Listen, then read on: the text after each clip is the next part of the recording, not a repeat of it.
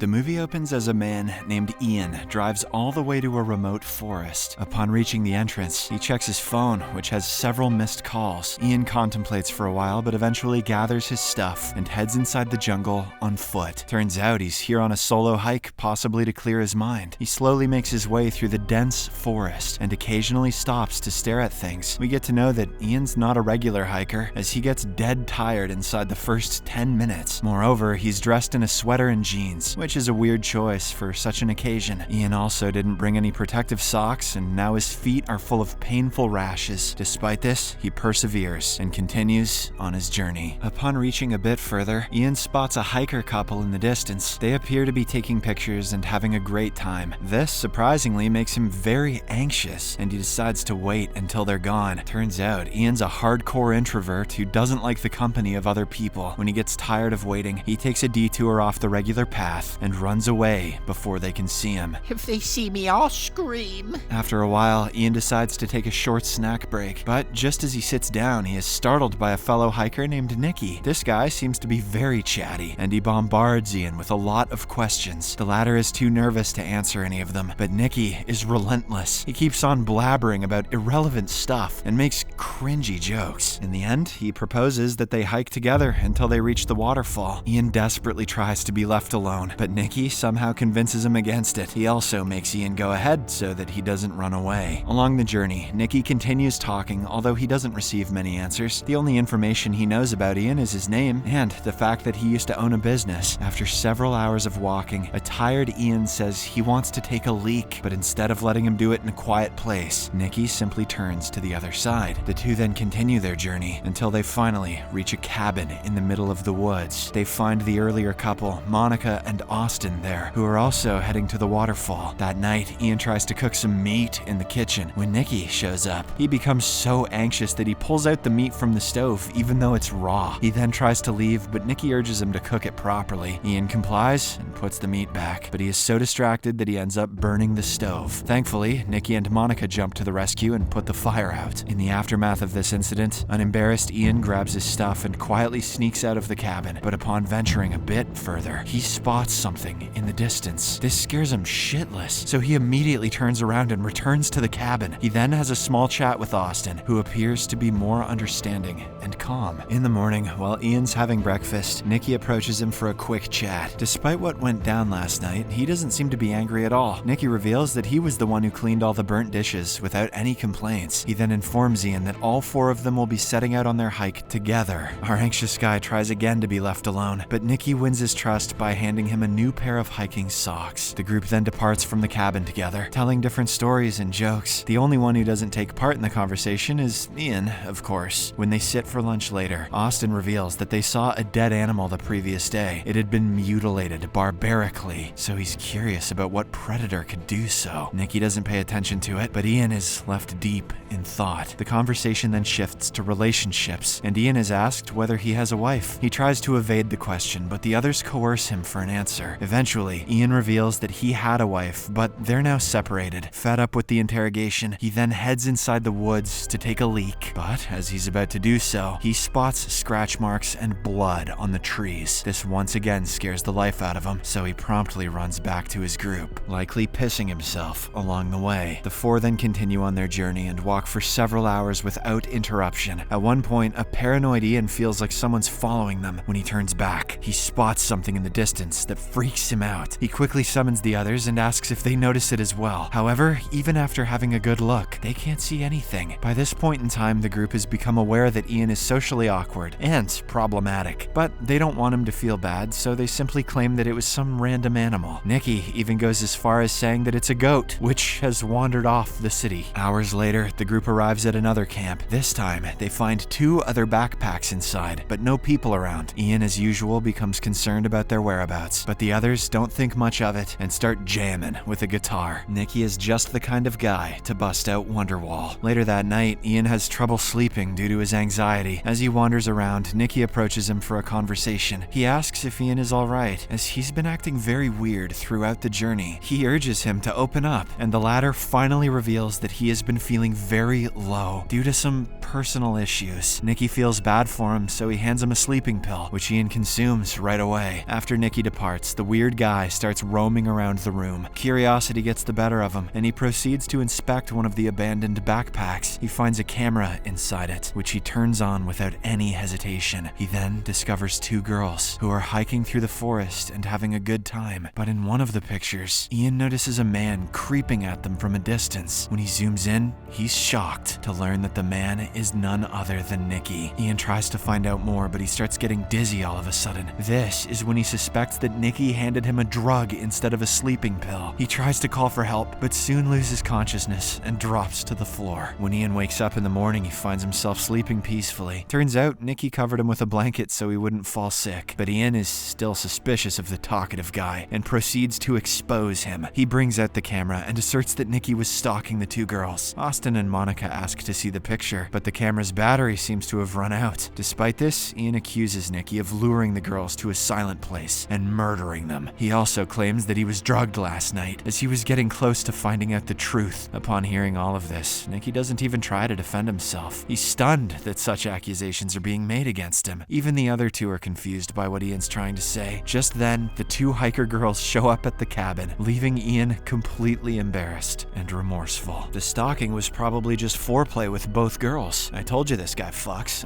Plays Wonderwall. Same thing. In the next scene, he approaches Nikki and apologizes for his behavior. He claims that he's become paranoid because of the lack of sleep and proper rest. Surprisingly, Nikki still forgives him and acts as if nothing happened. Austin and Monica are also cool with the situation as they feel really bad for Ian. They try to support him in every way they can. Later, they pack their belongings and continue on their journey. They soon arrive at a crossroads, one way leading to the waterfall and the other to Cowrie Forest. Monica and Austin then announce that they want to head towards the forest as they've heard it's much more beautiful. So the two groups part ways and go in separate directions. The boys walk for several more hours and it starts getting dark. At one point, Ian again spots something in the distance that makes him scared, but his fear soon disappears when they are greeted by the beautiful waterfall. The two take a moment to rejoice at the majestic sight before continuing on their journey. After a while, it gets completely dark and they have to make their way through a narrow road. Ian proposes that they take another route, but Nikki insists that they don't have another choice. He then hands the scared guy his expensive flashlight and asks him to lead the way. Ian reluctantly moves forward and navigates through the dark place, but he soon loses his footing and slips, causing the flashlight to fall down the slope. This annoys Nikki, and he orders Ian to get down there and retrieve it. He also makes it known that he spent $300 on it. "Accuse me of murder if you want, but get that flashlight,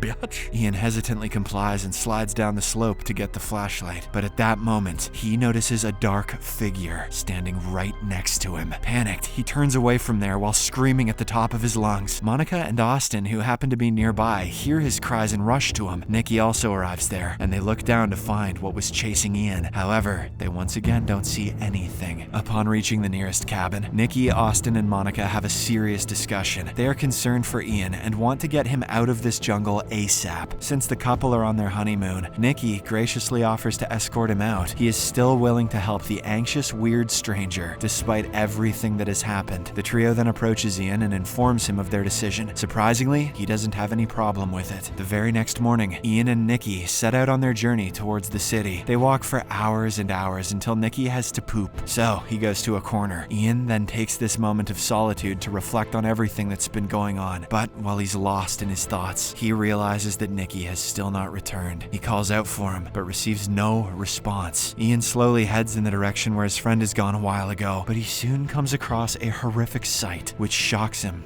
to the core. In the next scene, Ian runs to the couple and informs them that it killed Nikki. He is so terrified and panicked that he fails to explain the entire situation. Because of this, the couple believes that Ian's the one who killed Nikki, so they ask him to stay away from them. Austin even brings out his knife and threatens him to go away. After a while, when the couple reaches a bit further, they decide to click some pictures, but all of a sudden, Monica is pulled inside by an unseen force. This sends Austin into a state of panic, and he rushes to find her. However, all he comes across are her mutilated remains lying in the middle of the forest. Ian also happens to be there, prompting Austin to suspect that he's the killer. He tries to attack him, but his leg gets stuck in a bear trap. This is when a large, bird-like dinosaur appears in the distance and drags Monica's corpse away. The boys are left in complete shock by what they just witnessed. Realizing that it's not safe here, Ian quickly frees Austin from the trap and escorts him to the cabin. They then lock all the doors and prepare for the monster to arrive. True to their assumption, the dinosaur bird shows up and breaks through the door. It immediately stabs Austin in the face with its sword-like beak and kills him. The bird then goes after Ian, but our weird hero appears to be a good fighter. He grabs its neck and tossles it to the ground. He then chokes the bird with all his might until it finally stops breathing. When the sun rises the next morning, a bruised and battered Ian makes his way through the forest. As he's about to reach the parking lot where his car is, he notices one of the hiker girl's dead bodies hung on a tree. Then, upon venturing a bit further, he comes across a bunch of dinosaur eggs, indicating that there are more creatures. A scared Ian then tries to get away, but he's abruptly attacked by a large male. It claws his legs and stabs his thigh. Fortunately, he manages to escape by taking off his jeans. Ian then keeps running until he reaches the road. The movie ends as he stops a car and desperately says,